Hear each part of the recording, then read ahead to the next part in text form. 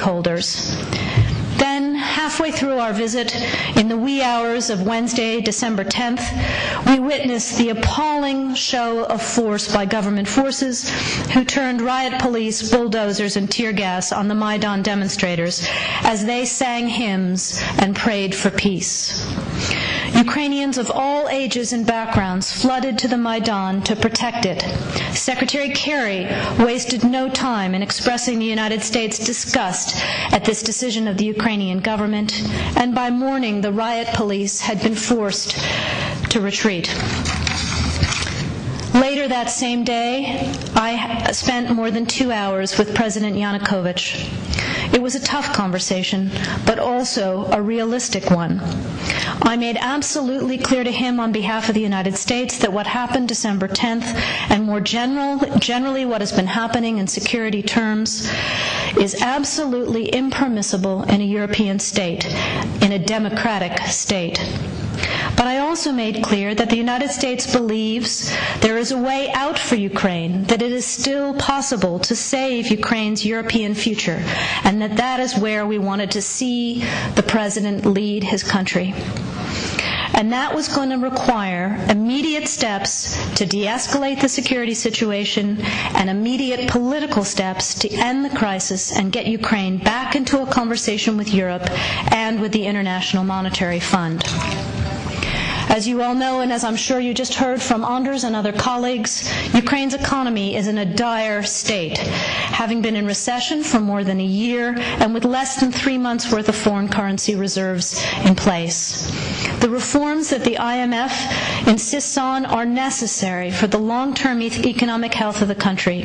A new deal with the IMF would also send a positive signal to private markets and would increase foreign direct investment that is so urgently needed in Ukraine. Signing the association agreement with the EU would also put Ukraine on a path to strengthening the sort of stable and predictable business environment that investors require. There is no other path that would bring Ukraine back to long-term political stability and economic growth. We also commend the EU for leaving the door open on the association agreement and for continuing to work with the Ukrainian government on a way forward. The Ukrainian parliament has already passed some 18 separate pieces of required legislation in advance of the Eastern Partnership Summit in Vilnius. Although that was a missed opportunity, it would be a huge shame to see 5 years' worth of work and preparation go to waste if the AA is not signed in the near future. So it is time to finish the job. As Vice President Biden said in remarks last night, President Yanukovych has a choice. He can choose the path that leads to division and isolation, or he can take a leap and take immediate, tangible steps to defuse his country's crisis and start a genuine dialogue with the opposition and agree on a path that returns Ukraine to economic and political health. While these are challenging times in many ways, we also can't lose sight of the fact that this is a time for great optimism as well. You only have to be on the Maidan to feel the energy, to feel the hope of Ukrainians coursing through the center of Kyiv and across the country. People are engaging because they know they have a stake in the future of their country. We see energy, we see optimism that simply didn't exist in Ukraine 20 years ago. People are of all ages, of all classes, of all walks of life, are taking ownership of their future and coming out into the streets to demand a European future. They're doing so peacefully, with great courage, and with enormous personal restraint.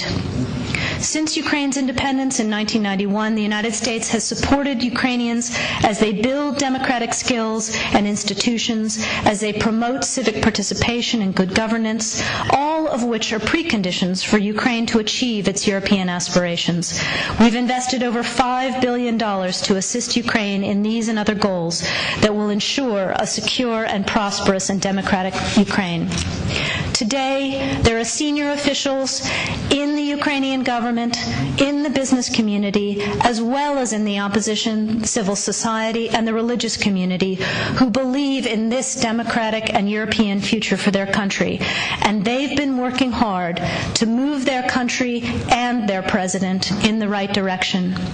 We urge the government, we urge the president to listen to these voices, to listen to the Ukrainian people, to listen to the Euromaidan, and take Ukraine forward.